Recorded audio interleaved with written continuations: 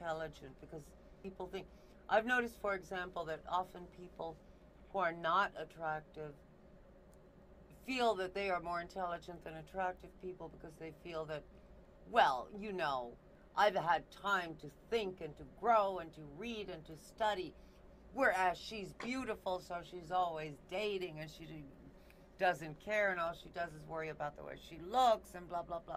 Have you noticed that sometimes people are very, they underestimate you because you're so attractive?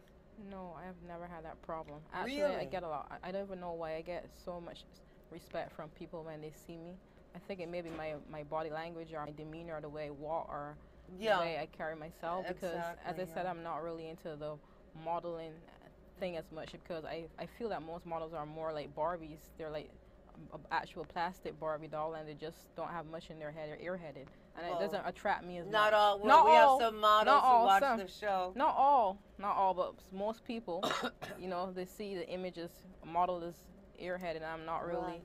I'm like into the full package. When I was a young actress, I was told by an agent, I was a promotional model. Crap, it's nothing.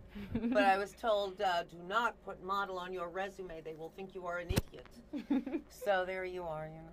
Yeah, but I actually more push the literacy movement and education more than anything else. And I like to do a lot of work with foundations and community work.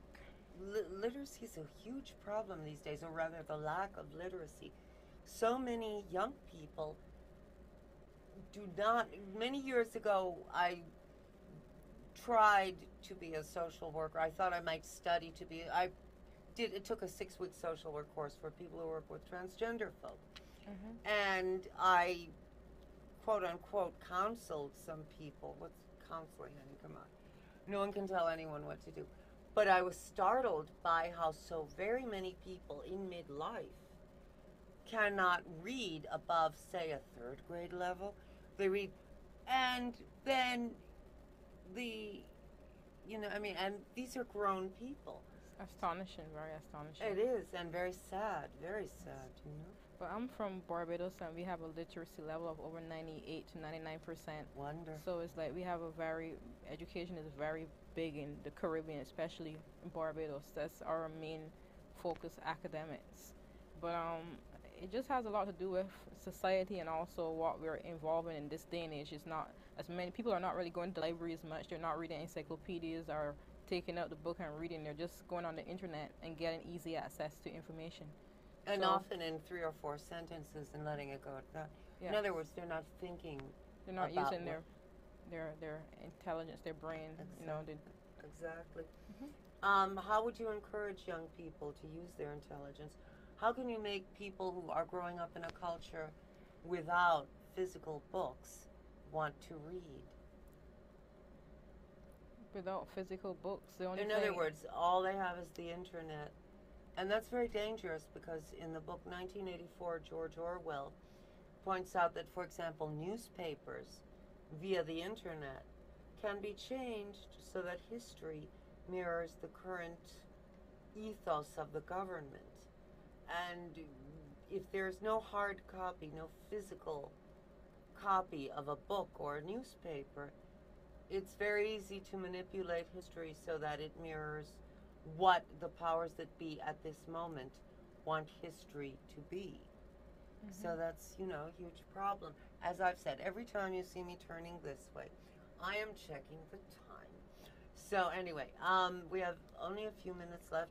If people want to know more about what you're about, if they want to know more about literacy, if they want to know about your books, we are not advertising, but the lady has written books. What am I not? It would be impossible to do interviews with people who've never done anything, People who've been hiding under the bed all their lives. What will we talk about? The lady has written 11 books. For God's sake, we have to. Mm-hmm. How can they contact you?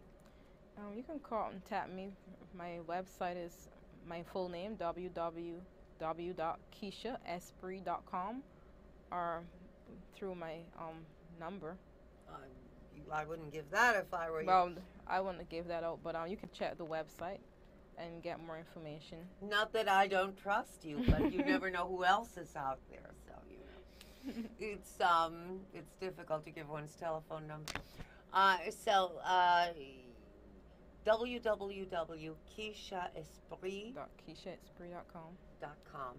And will you answer queries from the public about your work and about your So now you know you may contact Keisha at www.KeishaEsprit.com. Is Esprit your real name?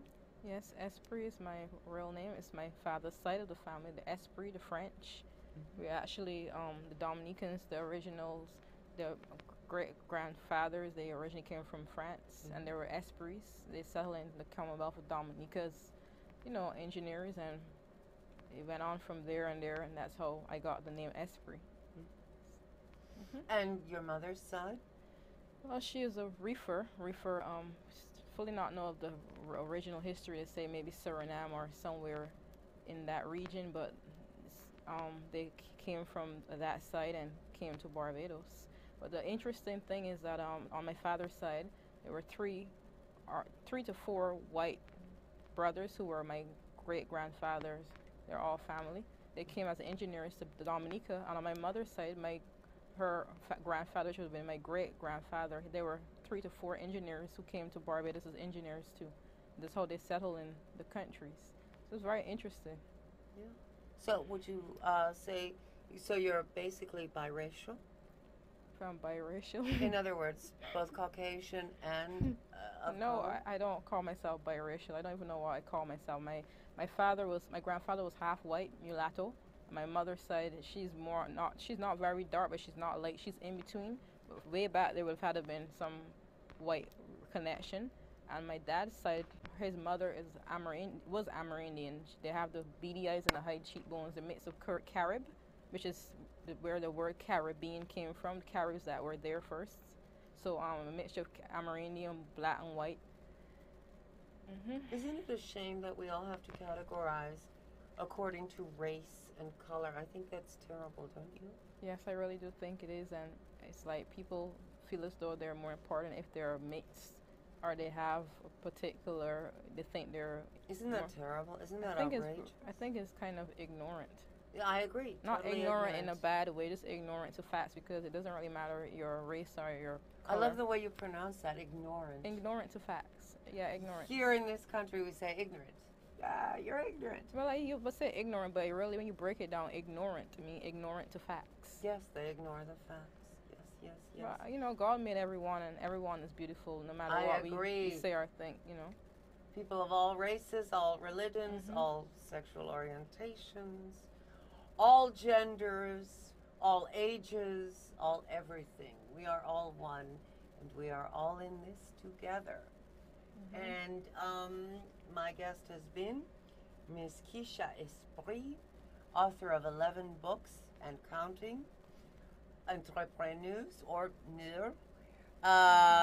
fashion model, but considerably brighter than one would expect a fashion model to be. And you may contact her at www.KeishaEsprit.com. Am I right? www.KeishaEsprit.com. Yes. I love to say Esprit. I love the French. Yeah. Anyway, my name is Diana Montford. This has been the Diana Montford Show. Remember, I love you, and I don't care if nobody else loves you. I love you. You matter to me. You take good care of yourself. And I'll see you next time. And now I have to hit that bye-bye button, and I hate to hit the bye-bye button, but I have to because it's time to say bye-bye. But I'll see you next time, and I love you a lot. Take care. Bye.